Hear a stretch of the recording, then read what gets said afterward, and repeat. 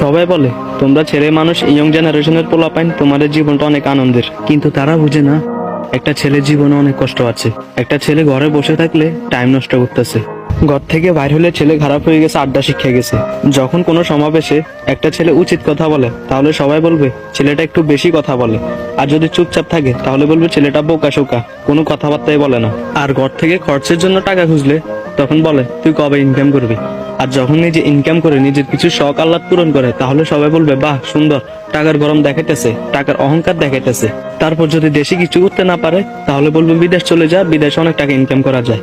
আর যখন বিদেশ থেকে ফেরার সময় টাকা ইনকাম করে না আনতে পারে তাহলে বলবে এই কারণে বলছে দেশে থাক, দেশে অনেক টাকা ইনকাম করা যায়। আর লাস্ট একটা ফাইনাল কথা হচ্ছে, একটা মেয়ে যদি এক ফোঁটা চোখের পানি ফেলে হাজারটা মিথ্যা কথা বলে সবাই বিশ্বাস করবে, আর একটা ছেলে যদি সারাদিন কান্না করে হাজারটা সত্য কথা বলে কেউ বিশ্বাস করবে না, যতক্ষণ ছেলেটা মারা না যাবে।